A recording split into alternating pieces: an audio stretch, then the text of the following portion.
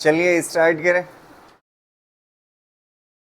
तो last class में दो क्वेश्चन वेक्टर के ऊपर मतलब फोर्स पे बेस था। क्या हुआ? ठीक है, तो चलिए स्टार्ट करते हैं ना। आज का पहला क्वेश्चन मान लेते हैं आपको क्वेश्चन दिया हुआ है।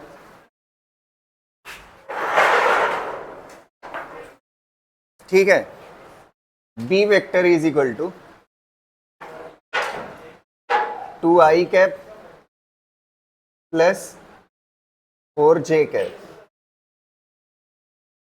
Acceleration a vector is equal to x i cap plus 2j cap. ठीक है, find the value of x। Find the value of x।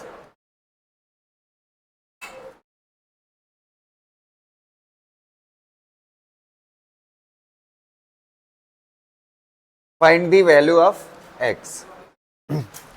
सुनिएगा, ये अच्छा क्वेश्चन है। ठीक, ये b क्या है? Magnetic field. क्या है? Magnetic field. और a क्या है? एक्सिलरेशन। a क्या है? एक्सिलरेशन। आपसे कह रहा है x की वैल्यू बताइए। ठीक है, एक मिनट रुक जाओ। x की वैल्यू बताना है। अरे x की वैल्यू बताना है। तो लास्ट क्लास में मैंने क्या कहते हैं मैग्नेटिक फोर्स का फार्मूला बताया था। F इज इक्वल टू क्या होता है मूविंग चार्ज के लिए? Charge into v cross b, ये होता है ना। और मैंने आपको ये भी साथ साथ में बताया था वेलोसिटी और मैग्नेटिक फील्ड क्रॉस मतलब क्या होता है, दोनों एक दूसरे से कैसी हैं? परपेंडिकुलर। अब ये दोनों एक दूसरे से परपेंडिकुलर है, तो इसका जो आंसर आएगा वो क्या आएगा? फोर्स। तो फोर्स वेलोसिटी और फील्ड से दोनों से क्या होगा? परपेंडिकुलर होगा। वेलोसिटी और फील्ड से क्या होगा? कल लिखाया भी है। ठीक है, तो फोर्स जो है फील्ड के कैसा है? परपेंडिकुलर है ना। अच्छा, फोर्स में क्या चीज छिपी होती है? फोर्स के अंदर जो होता है mass into acceleration. Mass into acceleration होता है। तो एक्सिलरेशन भी परपेंडिकुलर है किसके? मैग्नेटिक फील्ड के ना। तो ये एक्सिलरेशन दिया हुआ है और ये क्या दिया हुआ है? Magnetic field. और आपसे क्या पूछ रहा है? एक्स की वैल्यू। तो आपको पहले से ही पता है एक्सिलरेशन और मैग्नेटिक फील्ड एक दूसरे से क्या होने चाहिए? परपेंडिकुलर। और जब दो वेक्टर आपस में परपेंडिकुलर होते हैं तो उसको क्रॉस बोलते हैं। डॉट क्या होता है? जीरो होता है। उसका डॉट क्या होता है? जीरो। अब इसका डॉट करने आपको आना चाहिए। डॉट करने का तरीका क्या होता है? आई वाले का आई वाले के साथ मल्टीप्लाई, तो कितना हो जाएगा? 2x। और जे वाले का जे वाले के साथ मल्टीप्लाई, ये +4 है और ये +2 है, तो कितना हो जाएगा? +8 इक्वल टू क्या होना चाहिए? 0, क्योंकि दोनों एक दूसरे से क्या है? परपेंडिकुलर। तो यहां से 2x इज इक्वल टू कितना आ जाएगा? -8। तो x इज इक्वल टू कितना आ जाएगा? -4। बस आंसर हो गया। ठीक है, नेक्स्ट क्वेश्चन देखते हैं। इसकी डायरेक्शन के ऊपर, ये फोर्स की डायरेक्शन के ऊपर कल शुरुआत में 4 क्वेश्चन कराए थे मैंने। ठीक है, और 2 क्वेश्चन और देखते हैं इसी के ऊपर। ठीक है, एक क्वेश्चन अभी निपटा देते हैं, एक क्वेश्चन कुछ टाइम के बाद जब रेडियस पढ़ा लूंगा तब। ठीक है, चलिए देखिएगा, ये वाला क्वेश्चन अभी कर लेते हैं और इसका दूसरा वाला अभी कुछ टाइम के बाद करेंगे। A very long straight wire carries a current I at the instant when the charge plus Q at point P has velocity V as shown. The force on the charge is. ये जो charge है, ये जो charge है plus Q, ये इस तरफ जा रहा है चल के। समझ आ रही है ना बात? तो इस तरफ अगर जा रहा है, ये एक्सिस दी हुई है, ये OX है और ये OY है। तो आपसे कह रहा है ये जो चार्ज है ये किस तरफ इस पे फोर्स लगेगा अगर ये वायर से ऐसे परपेंडिकुलर चल के जा रहा है। तो सबसे पहले आप इस पॉइंट पे फील्ड की डायरेक्शन देखेंगे। किसकी देखेंगे? फील्ड की। अगर आपको याद हो, बायोट सेवर्ट्स लॉ से देखते हैं फील्ड, पिछले वाले चैप्टर में फील्ड की direction dB is equal to क्या होता है? dB vector is equal to mu not upon 4 pi और कितना होता था? I dl cross r divide by क्या होता था? r cube. यही होता है ना बायोट सेवर्ट लॉ ना? अरे ऐसे क्यों देख रहे हो? ये नहीं पता? कैसे लुल्ल लोग हो तुम लोग।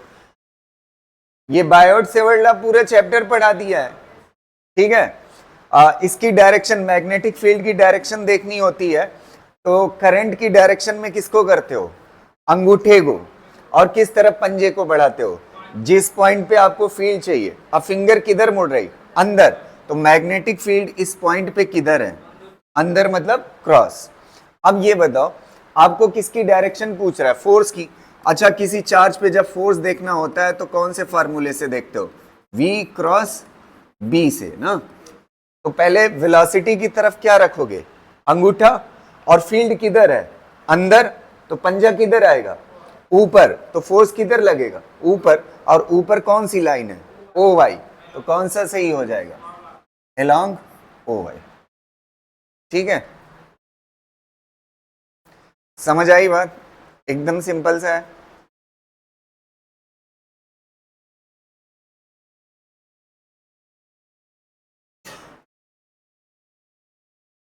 हेडिंग डालिएगा, motion of charge particle in uniform magnetic field. Motion of charge particle in uniform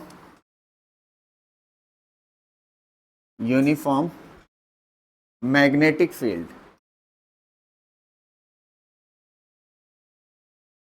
in uniform magnetic field, ठीक है।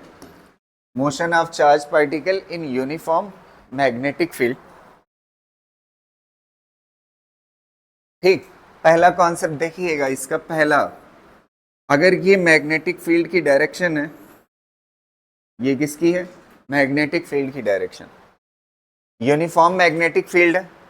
इसमें अगर कोई चार्ज पार्टिकल ऐसे वेलोसिटी करता है, मतलब ऐसे चलता है, फील्ड की लाइन में चलता है या फील्ड के अपोजिट चलता है, दो केसेस हो सकते हैं।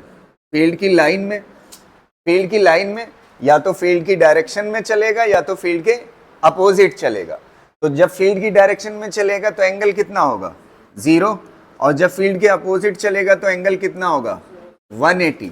एंगल कितना होगा? 180। तो मैग्नेटिक फोर्स का फार्मूला क्या होता है? वेक्टर फॉर्म में Q V क्रॉस B होता है। क्रॉस मतलब क्या होता है? परपेंडिकुलर। और परपेंडिकुलर ना होकर के कैसी है? पैरेलल। कैसी है? पैरेलल या एंटी पैरेलल, ठीक है। तो क्रॉस नहीं है बल्कि कैसी है? पैरेलल है। तो फोर्स क्या हो जाना चाहिए? 0। फोर्स क्या हो जाना चाहिए? 0। अच्छा, इसको ओपन करते हो तो क्या आता है? Q VB sine theta. और थीटा की वैल्यू चाहे 0, साइन 0 की भी वैल्यू 0 होती है और साइन 180 की भी वैल्यू क्या होती है? 0। तो फोर्स का मैग्नीट्यूड क्या आ जाएगा? 0 आ जाएगा। समझ आ रहे? तो मैग्नेटिक फील्ड में अगर चार्ज मैग्नेटिक फील्ड की लाइन में चलता है या मैग्नेटिक फील्ड के अपोजिट चलता है तो उस पे मैग्नेटिक फोर्स नहीं लगता है। पहला केस, ठीक है।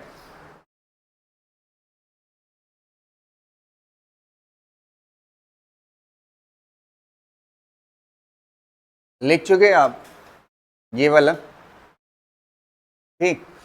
ये पहला था, जब मैग्नेटिक फील्ड की लाइन में चार्ज इंटर करता है किसी वेलोसिटी v से, तो उस पे फोर्स, मैग्नेटिक फोर्स क्या होता है? 0 होता है, ठीक है। अब अगला देखिएगा, इफ पार्टिकल, इसी के अंदर, if particle enters at 90 degree. कितने डिग्री पे इंटर करता है? 90 डिग्री पे। मैग्नेटिक फील्ड में कितने पे इंटर करता है?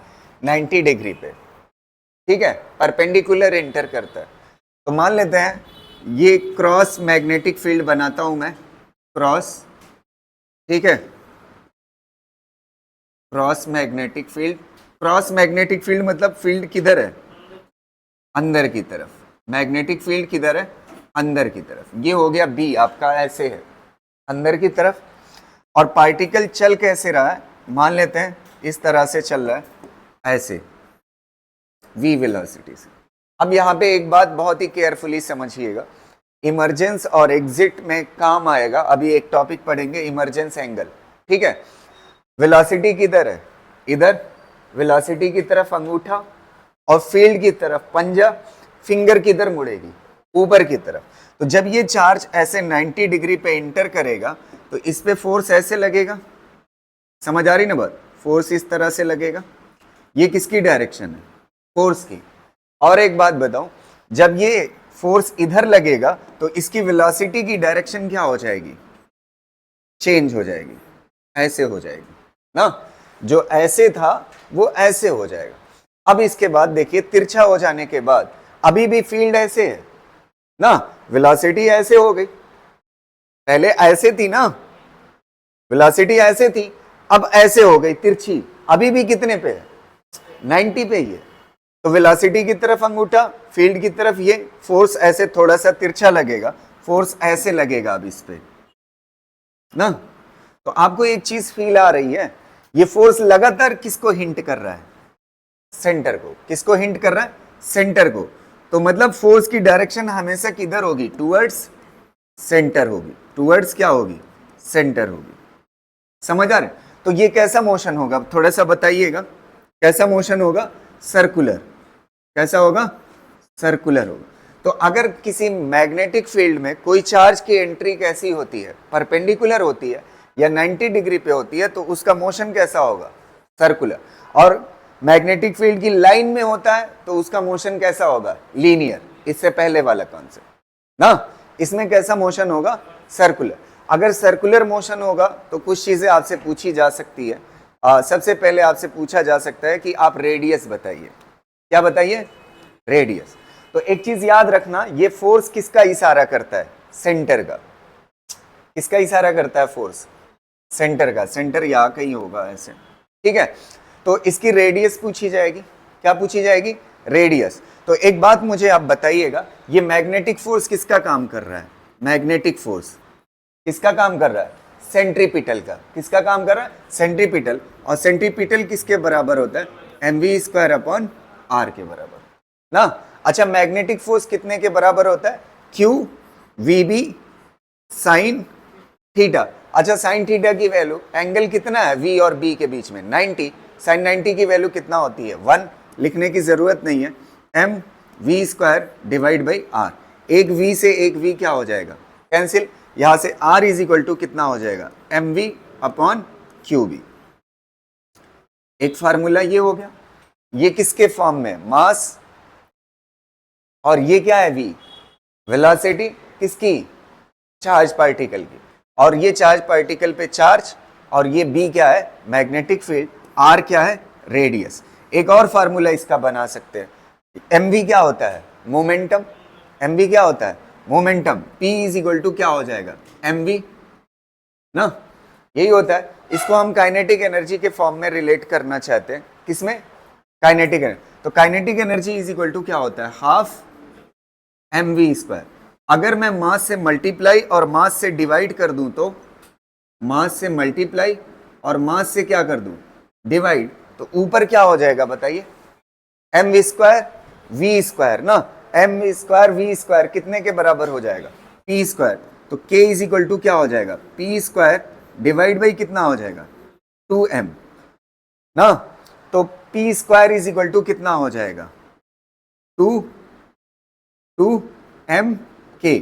तो p इज इक्वल टू कितना हो जाएगा, √2m k ना। अच्छा, p क्या है, mv। तो mv की जगह पे उठा के क्या पुट कर सकते हो, √2m k डिवाइड बाई कितना, qb। ये अंडर रूट पूरे पे ना लगाइएगा, सिर्फ ऊपर वाले हिस्से पे, समझ आ रहे। नीचे क्या हो जाएगा, qb। तो ये रेडियस के दो फार्मूले हो गए, एक काइनेटिक एनर्जी के फॉर्म में और एक वेलोसिटी के फॉर्म में। ये दोनों फार्मूले आपको याद रहने चाहिए। कर लीजिए इसको।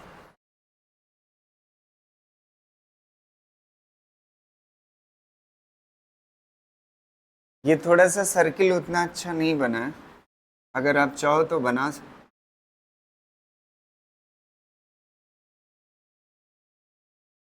थोड़ा सही से मैं बना देता हूँ।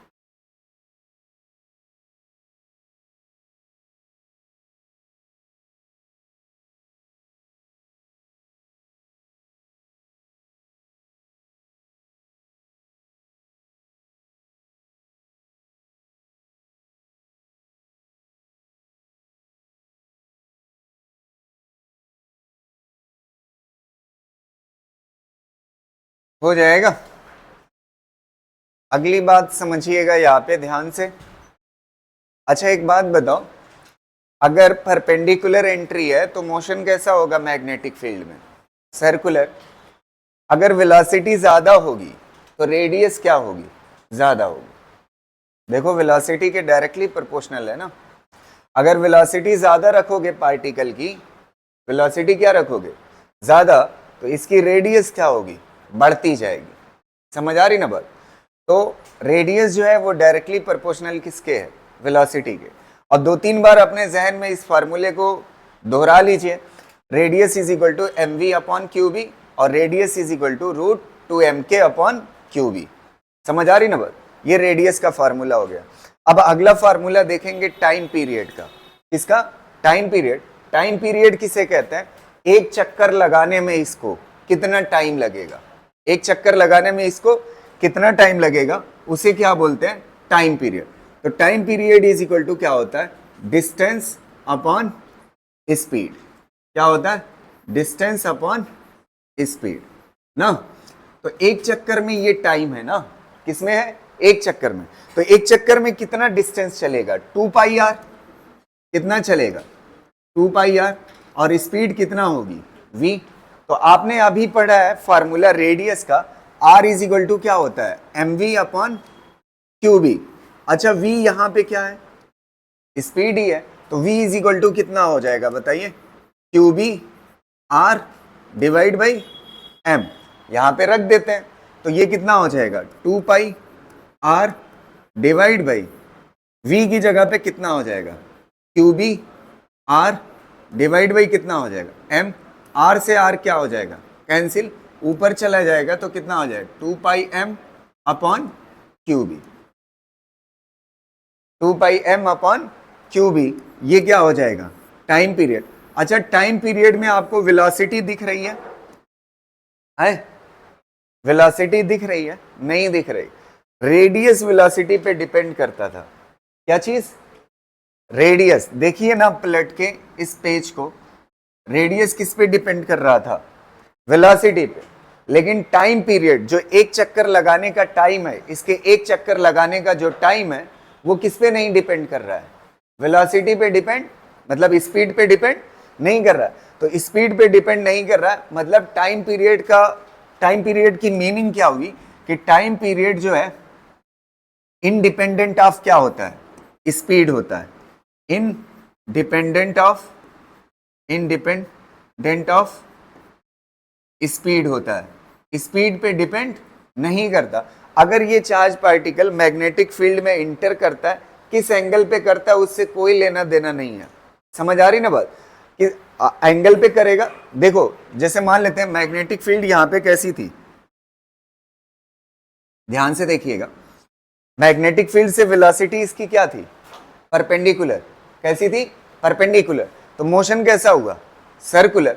अगर परपेंडिकुलर ना हो करके किसी एंगल थीटा पे इंटर करती, 90 छोड़ करके किसी एंगल थीटा पे करती, तो जानते हैं क्या होता? थोड़ा सा देखिएगा इधर, कहां पे बताऊं? अगले पेज में मैं बताता हूं। इसके बाद नेक्स्ट टॉपिक वही पढ़ना है हमें। मान लेते हैं ऐसे मैग्नेटिक फील्ड होती, ऐसे मैग्नेटिक फील्ड होती और पार्टिकल की एंट्री ऐसे होती, ऐसे। तो ये परपेंडिकुलर है मैग्नेटिक फील्ड से? है? नहीं है।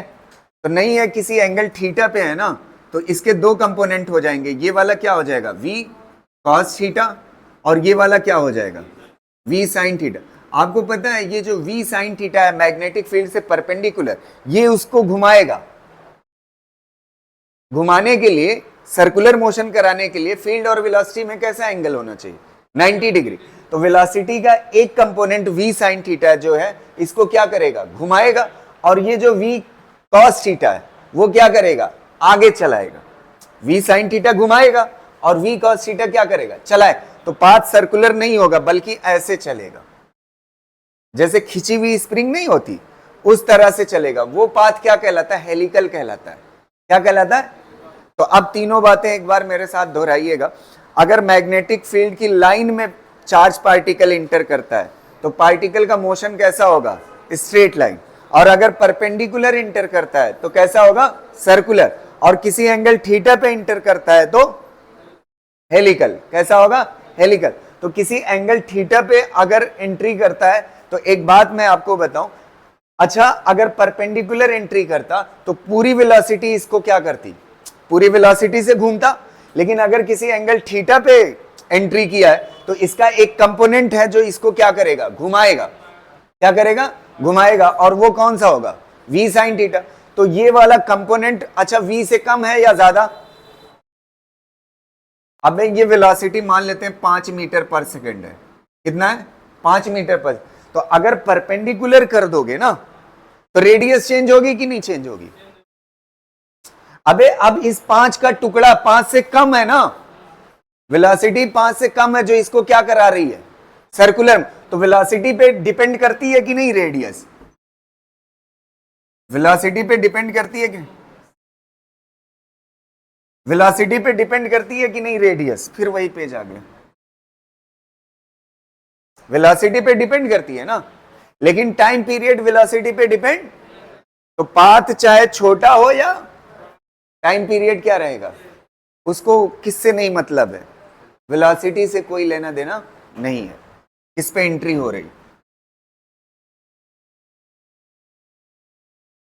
इंडिपेंडेंट ऑफ क्या होता है? स्पीड होता है। क्लियर रहेगा ना? तो डिपेंड किस पे करता है? इसको m को नीचे कर लो। m को नीचे करोगे तो time period is equal to क्या हो जाएगा बताइए? 2 पाई और क्या हो जाएगा? q by m। और यहां पे क्या हो जाएगा? Magnetic field. ये जो q बाई m है इसको एक स्पेशल नाम दिया जाता है, स्पेसिफिक चार्ज। क्या बोला जाता है? Specific charge. स्पेसिफिक चार्ज मतलब क्या होता है? Charge per unit mass. तो ये जो टाइम पीरियड है वो किस पे डिपेंड करता है? Specific charge. और किस पे डिपेंड करता है? मैग्नेटिक फील्ड की वैल्यू पे। समझा?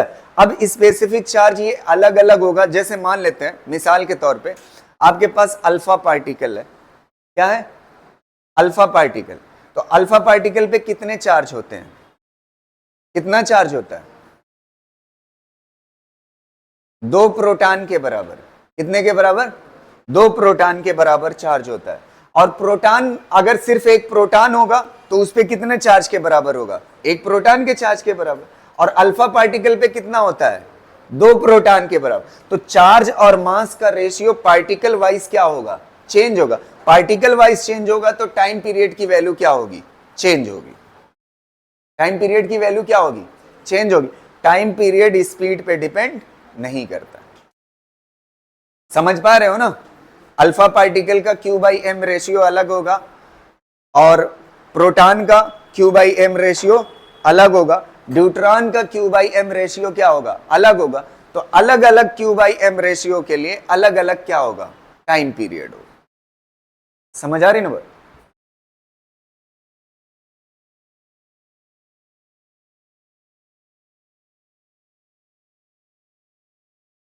हो गया यार?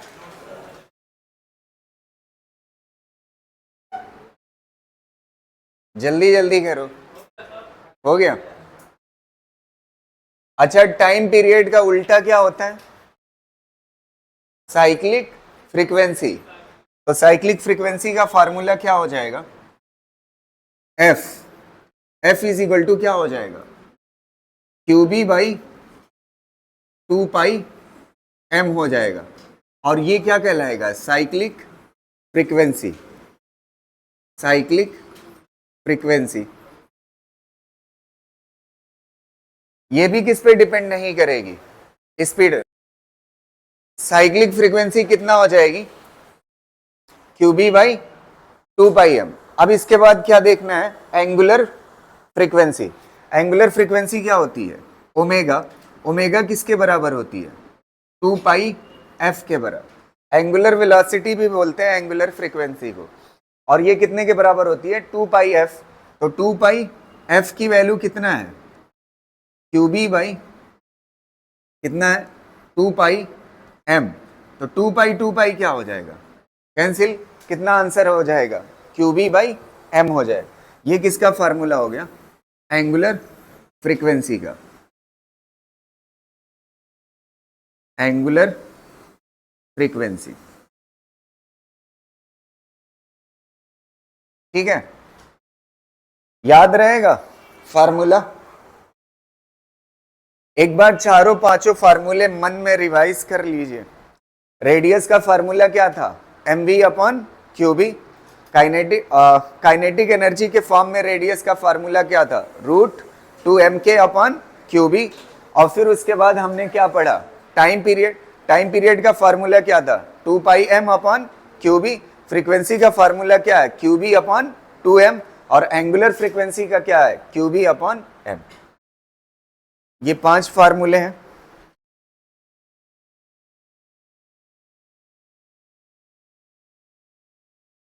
हो गया, एक मिनट। अब देखते हैं एक फार्मूला काइनेटिक एनर्जी का, यहां से पिछले पेज पे चलते हैं। एक क्वेश्चन इस पे पूछा जा चुका है, ठीक है। रेडियस का फार्मूला क्या था, रेडियस का फार्मूला क्या था, √2mk डिवाइड बाई क्या था, QB ना। तो काइनेटिक एनर्जी का फार्मूला निकाल लेते हैं। ये इधर आएगा तो क्या हो जाएगा, QBr इधर आ जाएगा, और इधर क्या बचेगा, √2mk। अच्छा, ये रूट उधर जाएगा तो क्या हो जाएगा, स्क्वायर। तो Q स्क्वायर B स्क्वायर और क्या हो जाएगा, R स्क्वायर। और इधर क्या बचेगा, 2mk। तो k इज इक्वल टू कितना हो जाएगा, Q square B square R square divide by कितना हो जाएगा, 2m। ये काइनेटिक एनर्जी का फार्मूला पूछा जा सकता है आपसे, ठीक है। काइनेटिक एनर्जी का ये फार्मूला, और एक साल जो पूछा गया है वो फ्रीक्वेंसी के फॉर्म में पूछा गया है। किसके फॉर्म में, फ्रीक्वेंसी के।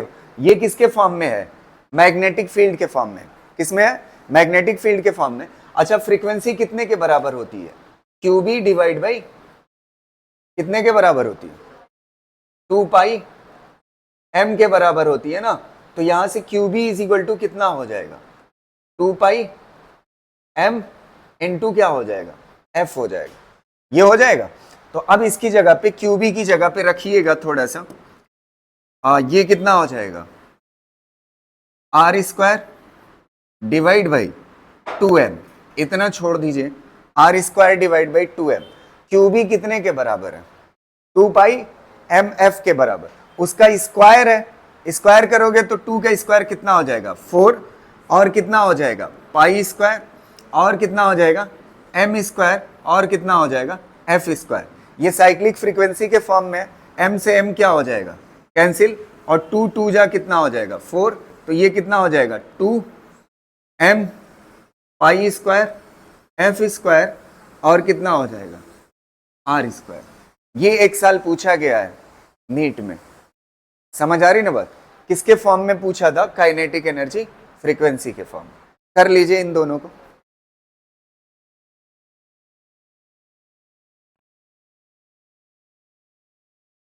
ये देखो question, singly charged magnesium A is equal to 24।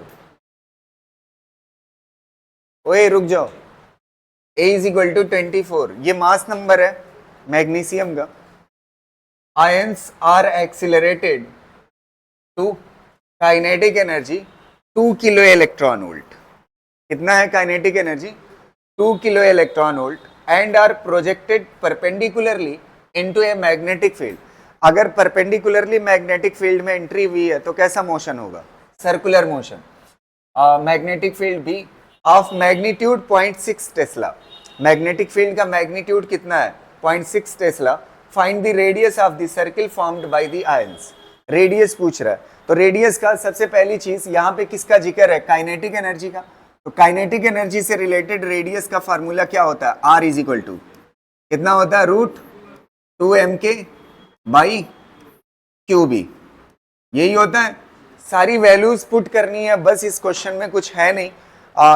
2 रहेगा और m की वैल्यू चाहिए, m मास, क्या चाहिए, मास चाहिए। अब मैग्नीशियम आयन है, सिंगली चार्ज, उस पे एक चार्ज है। अच्छा मैग्नीशियम आयन है, तो मैग्नीशियम का मास नंबर कितना है, 24 है। कितना है, 24 है। तो एक बात बताऊं, इसका मतलब नंबर ऑफ प्रोटॉन और न्यूट्रॉन जो टोटल हो सकते हैं वो कितने के बराबर है, 24 के। और प्रोटॉन और न्यूट्रॉन का मास ऑलमोस्ट सेम होता है, तो कोई फर्क नहीं होता, तो सीधा कितना ले लेंगे, 24 ले लेंगे। 24 प्रोटॉन और न्यूट्रॉन है, कितने हैं, 24। तो एक प्रोटॉन या न्यूट्रॉन का मास कितने के बराबर होता है, 1.6 इंटू 10⁻⁻27 होता है। अभी कल ही आया था एक न्यूमेरिकल में, लास्ट क्लास में। ये एक प्रोटॉन का मास होता है, एक प्रोटॉन या न्यूट्रॉन का। कितने हैं टोटल, कितने हैं, 24। तो 24 से क्या कर दोगे, मल्टीप्लाई, तो ये क्या आ जाएगा आपको, मास आ जाएगा। तो मास की वैल्यू पुट करिए, 24 इंटू 1.6 इंटू 10⁻⁻ कितना, -27। पहला निपट गया मास। अब क्या बच रहा है, काइनेटिक एनर्जी। काइनेटिक एनर्जी कितना दिया हुआ है, 2 किलो। किलो मतलब 10⁻3, तो 2 इंटू 10⁻3, ये हो गया इलेक्ट्रॉन वोल्ट। क्या बचा, इलेक्ट्रॉन वोल्ट। तो एनर्जी हम जनरली एसआई यूनिट के अकॉर्डिंग जूल यूनिट होती है, क्या होती है, जूल। और ये क्या दिया हुआ है, इलेक्ट्रॉन वोल्ट। क्या दिया हुआ है, इलेक्ट्रॉन वोल्ट। तो इलेक्ट्रॉन वोल्ट को जूल में बदलने के लिए जो इलेक्ट्रॉन पे चार्ज होता है उसी से मल्टीप्लाई कर दो। इलेक्ट्रॉन वोल्ट को जूल में बदलने के लिए कितने से मल्टीप्लाई करोगे, 1.6 इंटू 10⁻⁻19 से। अरे भाई आपको साफ दिख रहा है, किलो मतलब 10⁻3, किलो हट गया, बचा क्या, इलेक्ट्रॉन वोल्ट। ई की जगह पे कितना रख दो, 1.6 इंटू 10⁻⁻19, तो किस में बदल जाएगा, किस में बदल जाएगा, जूल में। तो ये हो गई आपकी काइनेटिक एनर्जी, यहां पे पुट कर दीजिए, 2 इंटू कितना हो जाएगा, 10⁻3 इंटू 1.6 इंटू 10⁻⁻ कितना, -19, ये हो जाएगा। डिवाइड में चार्ज, सिंगली चार्ज, एक चार्ज है, तो एक चार्ज है तो कितना हो जाएगा, 1.6 इंटू 10⁻⁻19। और क्या बच रहा है, मैग्नेटिक फील्ड कितना दिया हुआ है, 0.6 टेस्ला। बस सॉल्व करो, आंसर आ जाएगा। समझ आ रही ना बात। ये कितना बचेगा, 10⁻⁻27। 27 में से 3 घट जाएगा तो कितना बचेगा, -24। कितना बचेगा, -24। और ये कितना है, -19। ठीक है, -24 -19 जोड़ लो, फिर उस पर रूट लगा हुआ है, रूट लगने की वजह से पावर क्या हो जाती है, आधी हो जाती है। सॉल्व करो, देखो कितना आता है।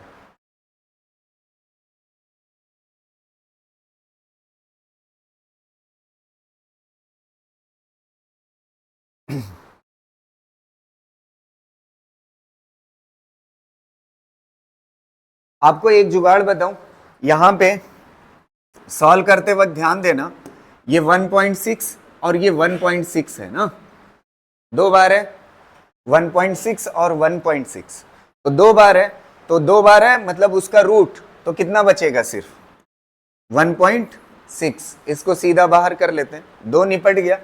24 टू जा कितना हो जाएगा, 48, और 48 टू जा कितना हो जाएगा, 96। कितना हो जाएगा, 96। तो √96 इंटू 10 की पावर सॉल्व कर लो, 10 की पावर कितना होगा, है, इसको सॉल्व करिए, इन तीनों को, ये दोनों सॉल्व होंगे तो कितना बचेगा, -24 और -24 और 19 कितना हो जाएगा, कितना, -43। कितना होगा, 43, 10 की पावर माइनस 43 डिवाइड बाई ये कितना हो जाएगा 1.6 into 10 to the power minus 19 into 0.6। अच्छा 43 को 42 बना सकते हो, कितना बना सकते हो 42। एक क्या करिए यहाँ पे डेसिमल लगा लीजिए, कितना कर लीजिए 9.6 कर लीजिए, तो 9.6 इंटू 10 टू द पावर कितना हो जाएगा -42। अच्छा -42 का रूट कितना आएगा -21, कितना आएगा -20, तो 10 की पावर -21 और नीचे कितना है -19, ऊपर जाएगा तो क्या हो जाएगा +19, तो कितना बचेगा 10 की पावर -2, 10 की पावर -2 वाला निपट गया। अब रूट 9.6 है, तो 9.6 3 लगभग कितने के बराबर होता है 9 के बराबर होता है, तो 3.1 या 3.2 समथिंग ले सकते हो, कितना ले सकते हो 3.1 या 3.2 ले लीजिए, तो 3.2 बाहर आ जाएगा, फिर उसके बाद सॉल्व कर लो आंसर आ जाएगा। समझ आ रही ना?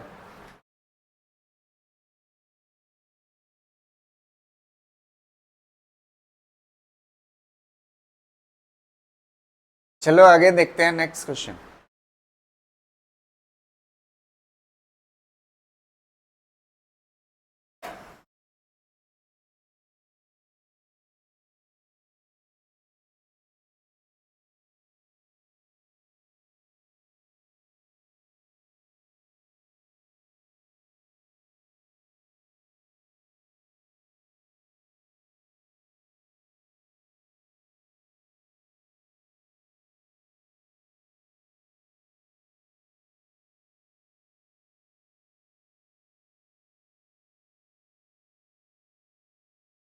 चलो इस क्वेश्चन को देखो, एक मिनट, ये अच्छा थोड़ा सा डिफरेंट वेराइटी है इसी से रिलेटेड।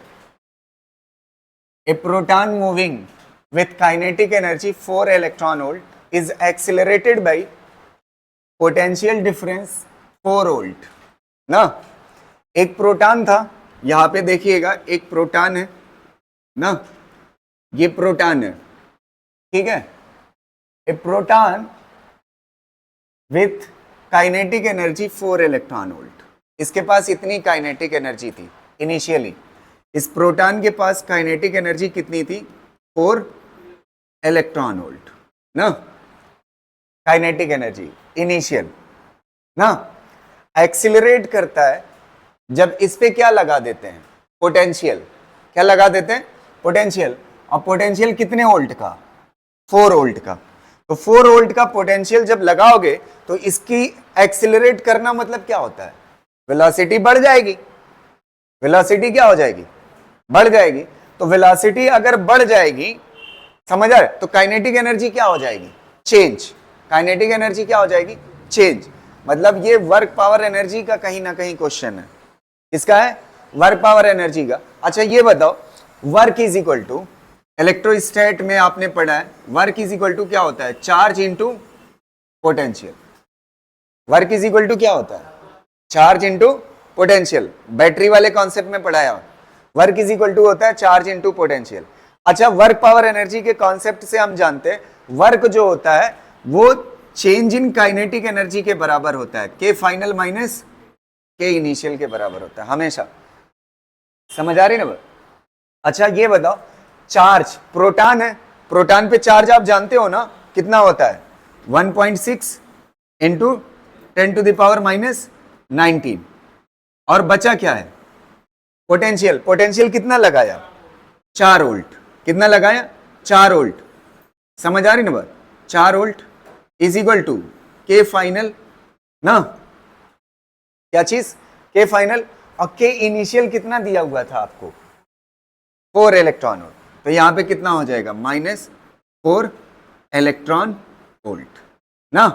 अब एक चीज मैं देख पा रहा हूं, या तो मेरे पास दो ऑप्शन बच रहे हैं, ध्यान से सुनना, एक ऑप्शन ये बच रहा है इलेक्ट्रॉन वोल्ट को किस में बदल लूं जूल में, किस में बदल लूं, अच्छा जूल में इसको बदलने के बजाय इसको बदल लेते हैं।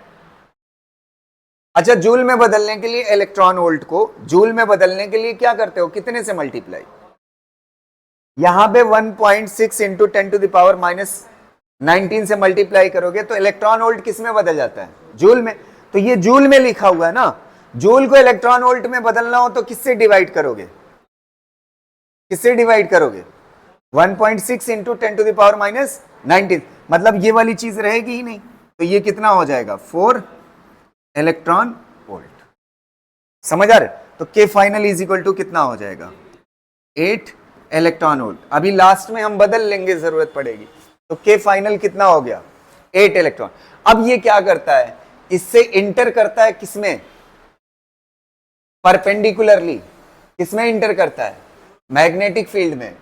किसमें इंटर करता है? मैग्नेटिक फील्ड में। अब आपसे क्या पूछ रहा है? रेडियस। तो पिछले क्वेश्चन के जैसा हो गया। रेडियस का फार्मूला क्या होता है? R is equal to √2m divide by क्या होता है? Q B.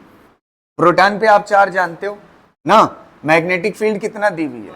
1 टेस्ला। मास प्रोटॉन का आप जानते हो 1.6 इंटू 10⁻⁻27। अच्छा, काइनेटिक एनर्जी आपकी आ चुकी है, कितना है? 8 इलेक्ट्रॉन वोल्ट। इलेक्ट्रॉन वोल्ट को किस में बदल लीजिए? जूल में। तो कितना हो जाएगा? 1.6 इंटू 10⁻⁻19 से क्या करना पड़ेगा? मल्टीप्लाई। यहां पे रखिए और आंसर बताइए फटाफट रेडियस का।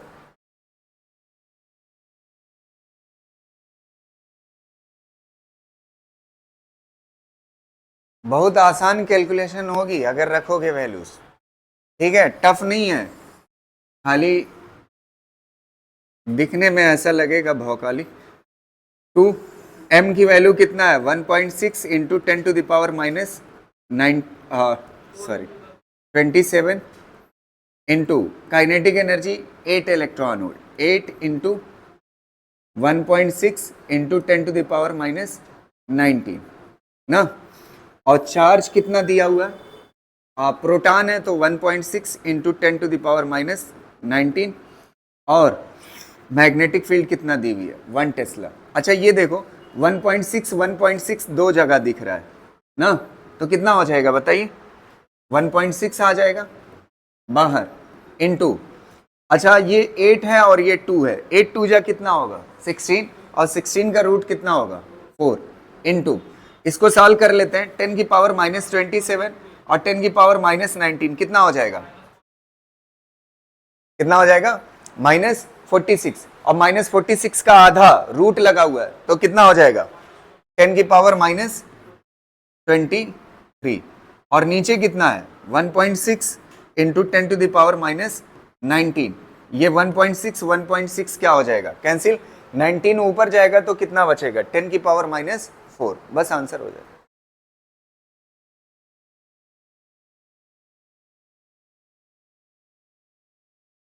तो चलिए ये क्वेश्चन क्लियर है ना, ठीक है? तो एक इंपॉर्टेंट बात मैं आपको यहाँ पे बता रहा हूँ, ठीक है? अगर पिछले क्वेश्चन को देखोगे तो पिछले क्वेश्चन से कहीं ना कहीं मिलता जुलता ये क्वेश्चन था, लेकिन एक हल्का सा डिफरेंस है, और उस डिफरेंस से एक चीज़ हमें सीखने को मिलेगी। अगर आप देखोगे यहाँ पे इनिशियल काइनेटिक एनर्जी पार्टिकल के पास इतनी थी, 4 इलेक्ट्रॉन वोल्ट। कितना थी? 4 इलेक्ट्रॉन वोल्ट। ये एनर्जी काइनेटिक एनर्जी बढ़ के कितनी हो गई? 8 इलेक्ट्रॉन वोल्ट। मतलब इसकी स्पीड क्या हुई? पार्टिकल की स्पीड क्या हुई? बढ़ी है। 4 से कितना हुई? 8 हुई। तो स्पीड बढ़ाने के लिए किसका यूज किया हमने? पोटेंशियल डिफरेंस का। इसका यूज किया पोटेंशियल, और पोटेंशियल डिफरेंस आता किसकी वजह से? Electric field. किसकी वजह से? Electric field. तो पार्टिकल की स्पीड अगर चेंज कराना होगा तो इलेक्ट्रिक फील्ड मदद करेगा। कौन मदद करेगा? Electric field. पार्टिकल की डायरेक्शन चेंज कराने में मैग्नेटिक फील्ड मदद करती है, ठीक है? स्पीड कौन? मैं वेलोसिटी की बात नहीं कर रहा, स्पीड। वेलोसिटी तो मैग्नेटिक फील्ड भी चेंज करा सकती है। जैसे फॉर एग्जांपल, थोड़ा सा क्लियरिटी के लिए मैं आपको एक्सप्लेन कर रहा हूं। मान लेते हैं मैग्नेटिक फील्ड ऐसे इनवर्ड है, इस तरह से इनवर्ड है, ठीक है? अगर इस इनवर्ड मैग्नेटिक फील्ड में v वेलोसिटी से पार्टिकल इंटर किया परपेंडिकुलरली, तो अगर परपेंडिकुलर वेलोसिटी के साथ इंटर करता है मैग्नेटिक फील्ड में, तो इसका पाथ कैसा होगा? सर्कुलर। कैसा होगा? सर्कुलर होगा। तो यहां पे वेलोसिटी की ये डायरेक्शन है, यहां पे वेलोसिटी की ये तो वेलोसिटी तो चेंज करा रही है मैग्नेटिक फील्ड, वेलोसिटी चेंज कराएगी, लेकिन यहाँ पे जो मैग्नीट्यूड है, मान लेते हैं 5 मीटर पर सेकंड है, यहाँ पे कितना है 5 मीटर पर सेकंड, यहाँ भी कितना होगा 5 मीटर पर सेकंड, स्पीड चेंज नहीं कराएगा। मैग्नेटिक फील्ड स्पीड चेंज नहीं करा सकती। मैग्नेटिक फील्ड क्या चेंज कराएगी? वेलोसिटी चेंज करा सकती है, डायरेक्शन चेंज होगी, वेलोसिटी वेक्टर होती है ना, तो डायरेक्शन ही चेंज हो जाएगी तो वेलोसिटी क्या हो जाएगी? चेंज हो जाएगी। लेकिन स्पीड चेंज नहीं करा पाती। स्पीड चेंज कराने के लिए आपको क्या लगाना पड़ेगा? इलेक्ट्रिक फील्ड, पहली बात। और दूसरी बात, एक चीज और यहीं पे मैं आपको बता दूं, ये जो आपने मैग्नेटिक फोर्स पढ़ा है, मैग्नेटिक फोर्स क्या होता है? Q V क्रॉस B होता है, ये होता है ना। अच्छा, फोर्स वेलोसिटी के क्या होता है? परपेंडिकुलर होता है।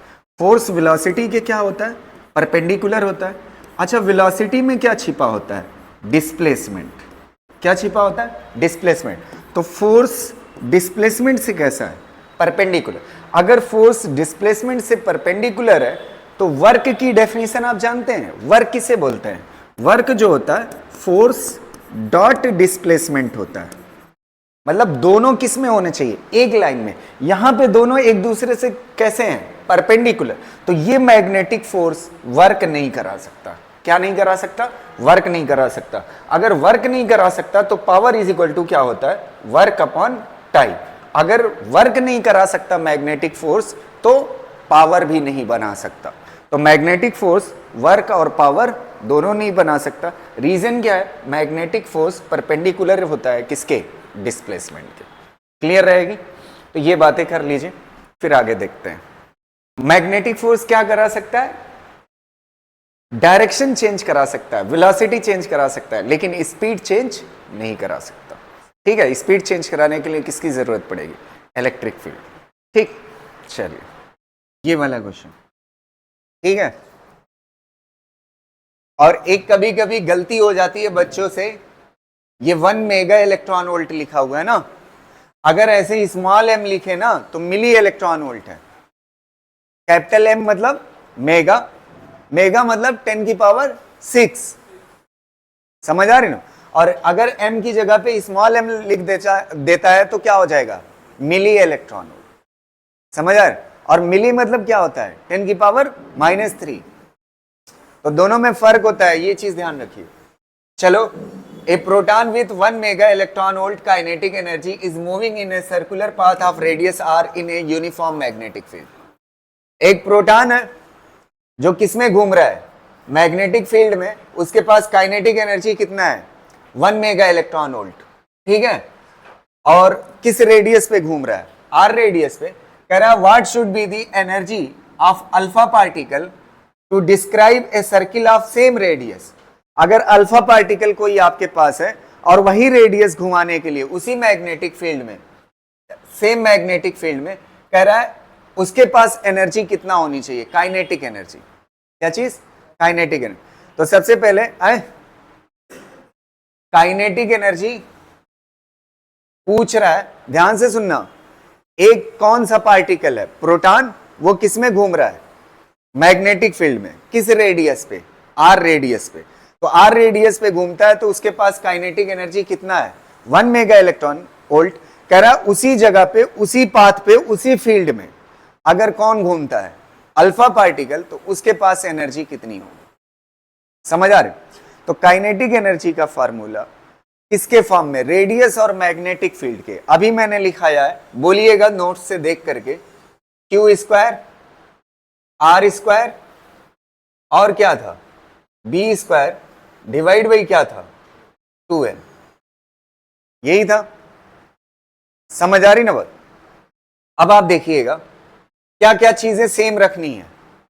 रेडियस, मैग्नेटिक फील्ड और क्या? ये 2। ये 3 चीजें कैसी है? सेम है। रेडियस चाहे अल्फा की हो और चाहे प्रोटॉन की हो, दोनों की क्या रखना है? सेम। और सेम ही मैग्नेटिक फील्ड में घुमाना है। तो ये 2 चीजें कैसी हो गई? सेम हो गई।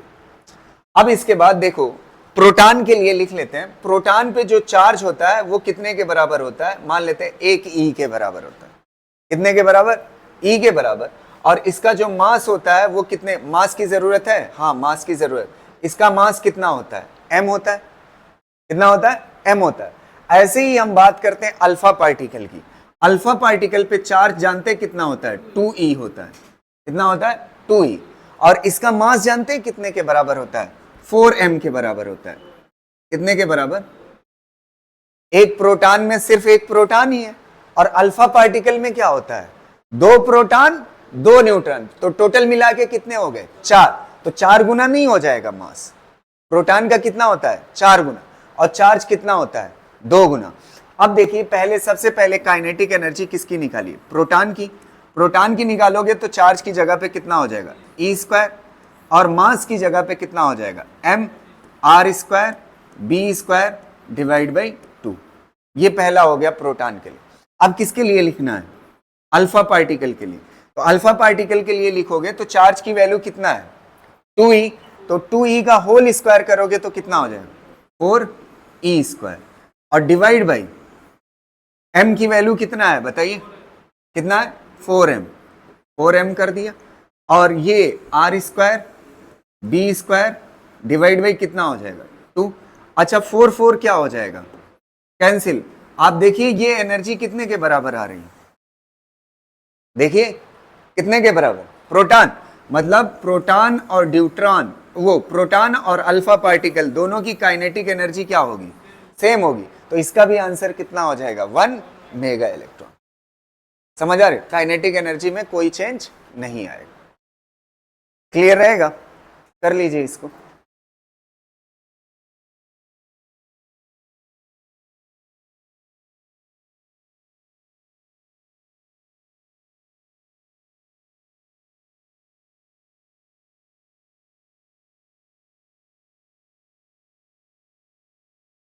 हो गया, एक क्वेश्चन और देखिए इसी का, इसी से रिलेट करता हुआ, a deuteron of kinetic energy 50 kilo electron volt is describing a circular orbit of 0.5 meter in a plane perpendicular to magnetic field B. The kinetic energy of the proton that describes a circular orbit of 0.5 meter. फिर एक बात समझिएगा, बस जहां पे क्या था है, जहां पे अल्फा पार्टिकल था वहां पे क्या दे दिया, ड्यूट्रॉन।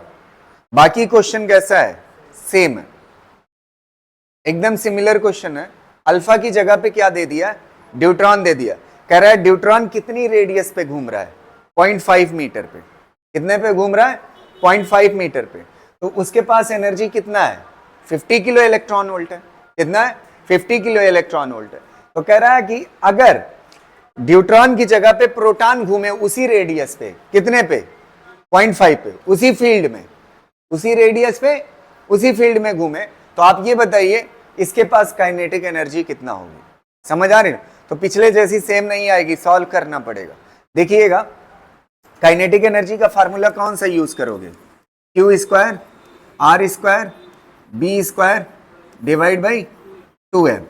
अब सबसे पहले प्रोटॉन पे चार्ज और मास देख लेते हैं। प्रोटॉन पे चार्ज कितना होता है, E, और मास कितना होता है, m ना, और ड्यूट्रॉन पे कितना होता है, ड्यूट्रॉन, ड्यूट्रॉन पे चार्ज कितना होगा बताइए।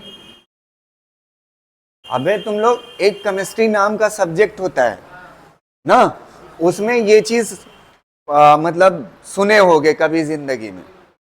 ड्यूट्रॉन क्या होता है?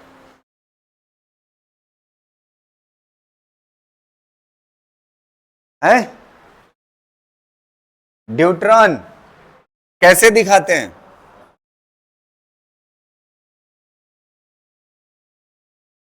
कितना चार्ज बताओ कितना होता है, E के बराबर होता है, और मास कितना होता है, ड्यूट्रॉन, इसमें एक न्यूट्रॉन एक्स्ट्रा, प्रोटॉन के कंपैरिजन में एक न्यूट्रॉन, प्रोटॉन में सिर्फ एक प्रोटॉन होता है और ड्यूट्रॉन में एक प्रोटॉन और एक न्यूट्रॉन होता है, तो ये कितना हो जाएगा, 2n।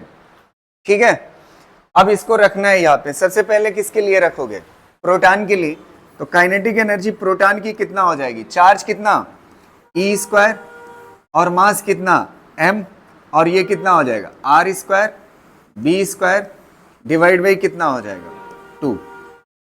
ऐसे ही ड्यूट्रॉन के लिए जब आप रखोगे चार्ज कितना हो जाएगा ई स्क्वायर और मास कितना हो जाएगा 2m और बाकी चीजें वही रहेगी R square B square divide by 2। ठीक है, अब यहां पे देखिएगा इतना हिस्सा देखिए कितने के बराबर है, कितने के बराबर है प्रोटॉन की काइनेटिक एनर्जी के बराबर। तो यहां पे क्या हो जाएगा k प्रोटॉन डिवाइड बाई क्या हो जाएगा 2। अच्छा काइनेटिक एनर्जी किसकी दी हुई है न्यूट्रॉन की, तो काइनेटिक एनर्जी प्रोटॉन की जो होगी वो 2 गुना होगी काइनेटिक एनर्जी न्यूट्रॉन की। काइनेटिक एनर्जी न्यूट्रॉन की कितना दी हुई है 50, तो 50 इंटू 2 कितना हो जाएगा 100 किलो इलेक्ट्रॉन वोल्ट। बस आंसर हो गया। ठीक है,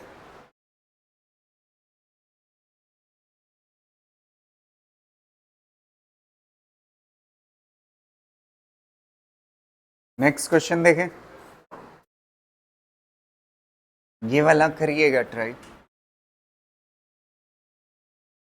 देखो ए प्रोटॉन ए न्यूट्रॉन, इस बार तीनों जोड़ दिया एक साथ, and an alpha particle are moving with same kinetic energy.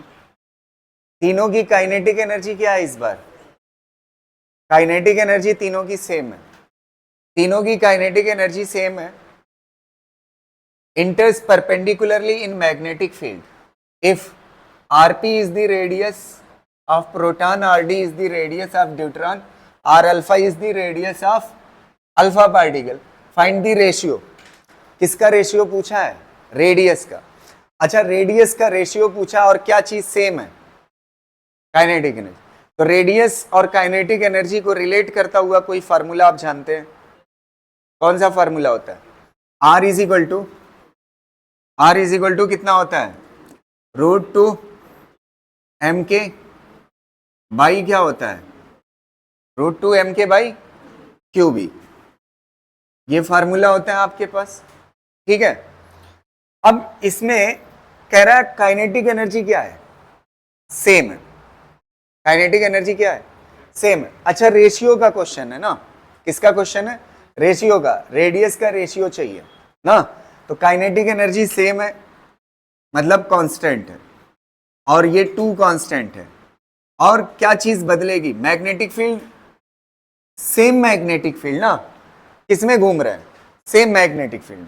तो ये 3 चीजें कांस्टेंट हो गई, बचा क्या क्या है √m डिवाइड बाई क्यू। तो बाकी चीजों को क्या ले लीजिए आप कांस्टेंट के, और ऊपर क्या बचेगा √m और नीचे क्या बचेगा क्यू चार्ज ना। अब सबसे पहले रेडियस का रेशियो किसका किसका निकालना है प्रोटॉन और न्यूट्रॉन का।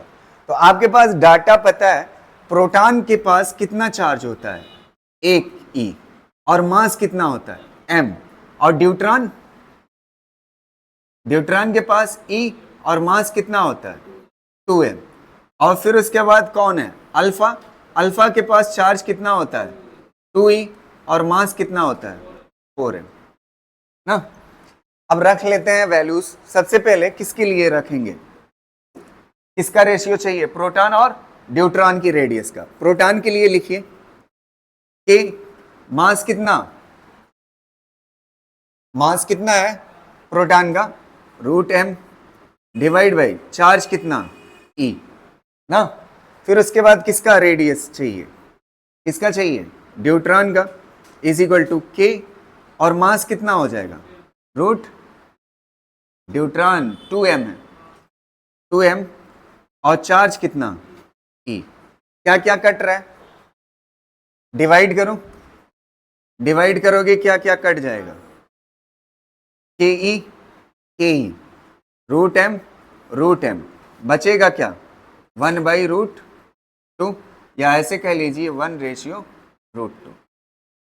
पहला आंसर आ गया। ठीक है, दूसरा क्या पूछा है आपसे, दूसरा प्रोटॉन और अल्फा। तो R प्रोटॉन लिखिए पहले, ये लिखा हुआ है k √m डिवाइड बाई कितना, ई। आर अल्फा लिखिए, के मास कितना अल्फा का 4m, चार्ज कितना अल्फा का 2e। क्या क्या कट रहा है, डिवाइड कर लीजिए, क्या कट रहा है, रूट एम ना, के ई।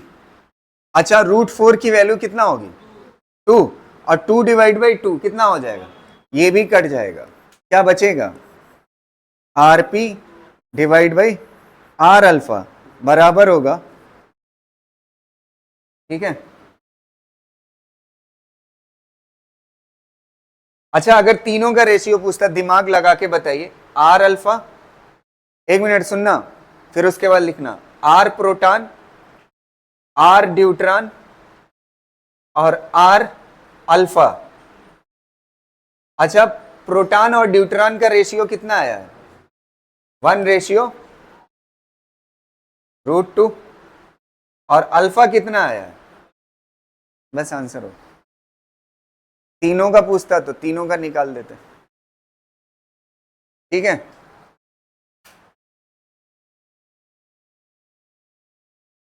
ये बात समझ आई ना, देखो प्रोटॉन और अल्फा का रेशियो कितना है 1:, प्रोटॉन और ड्यूट्रॉन का कितना है 1:2।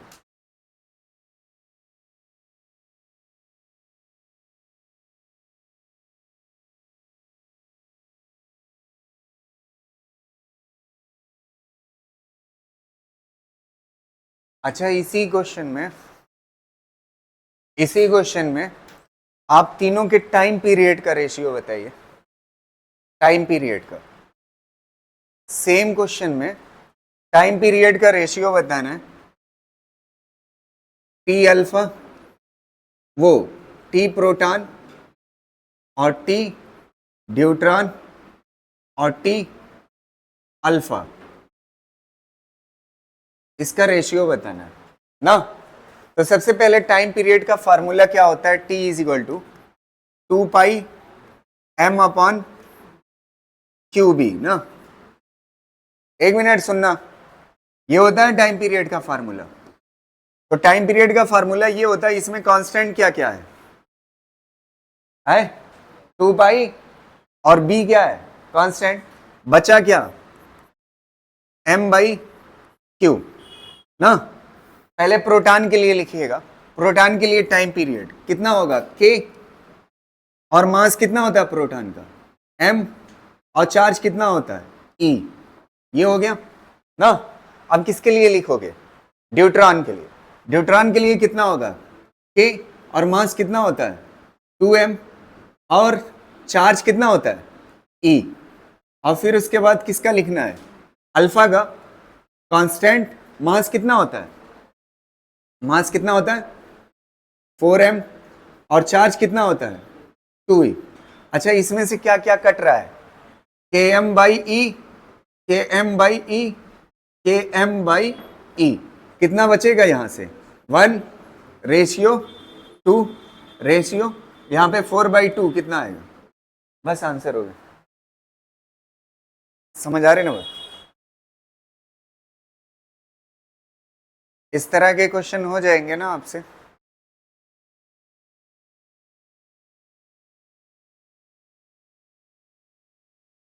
एक और क्वेश्चन करते हैं, अच्छा क्वेश्चन है, मैग्नेटिक फील्ड और इलेक्ट्रिक फील्ड मिला करके, ठीक है। थोड़ा सा यार लिखने वाला जुगाड़ कुछ करना पड़ेगा, बहुत टाइम जा रहा है, पढ़ा नहीं मिल रहा है 1.5 घंटे में कुछ।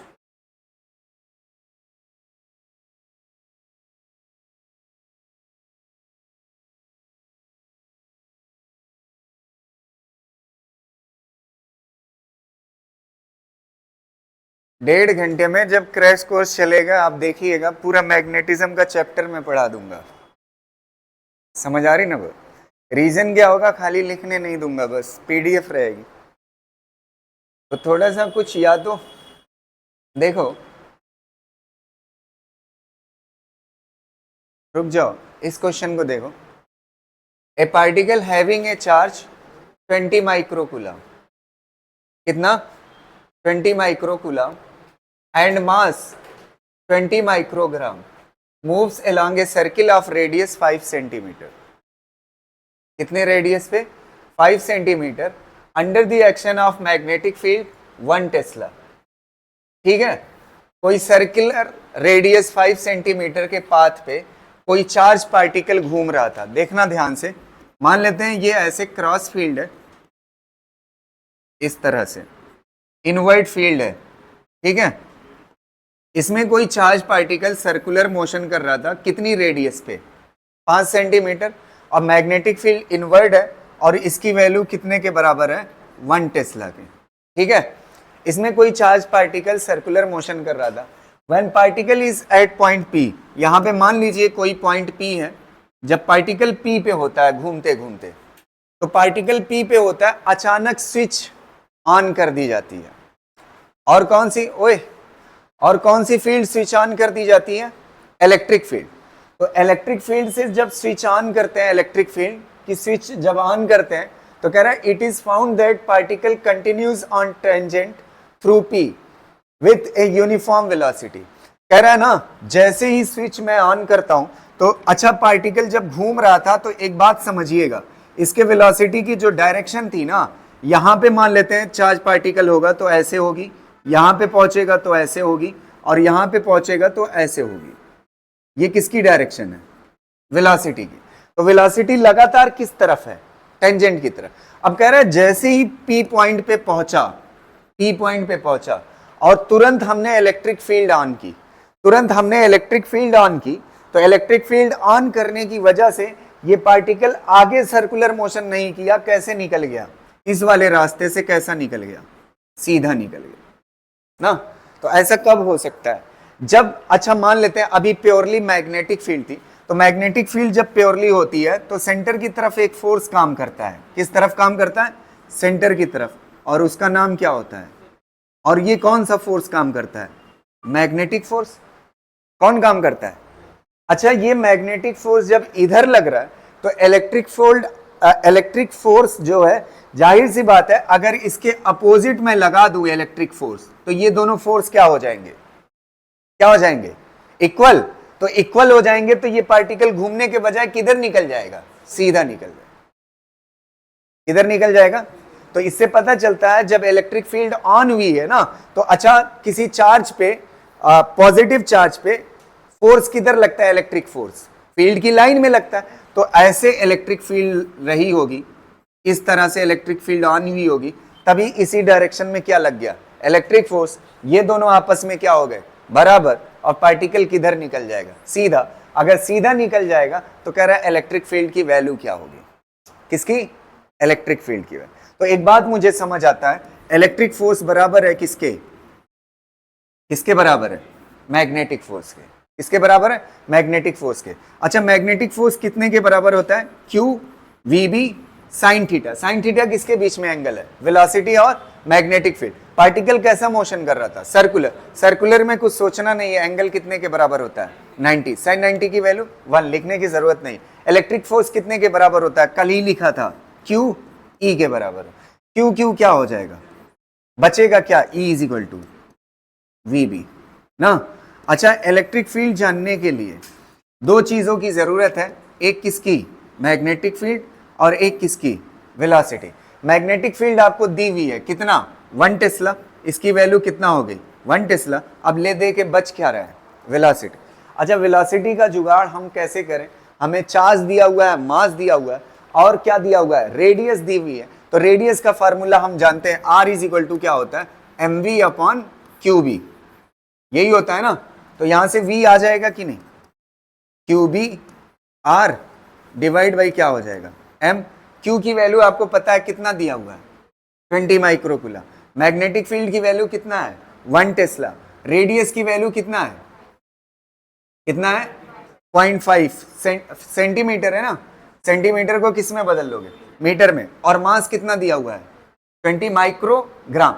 यहां पे 2 बार बदलना पड़ेगा। माइक्रो मतलब 10 की पावर -6, ग्राम को किस में बदलोगे? केजी में। तो 10 की पावर -3, टोटल कितना आएगा? 10 की पावर -9। इसको रख करके आपको क्या आ जाएगा? V की वैल्यू। v की वैल्यू जैसे ही आ जाएगी, जो v की वैल्यू होगी वही किसकी वैल्यू होगी, फील्ड की वैल्यू, बस आंसर आ जाए।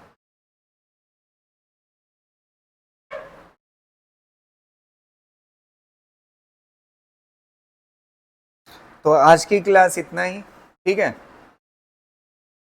थोड़ा ज्यादा पढ़ाना पड़ेगा यार, टाइम ज्यादा लग रहा है। आज मुझे हेलिकल भी निपटा देना चाहिए था।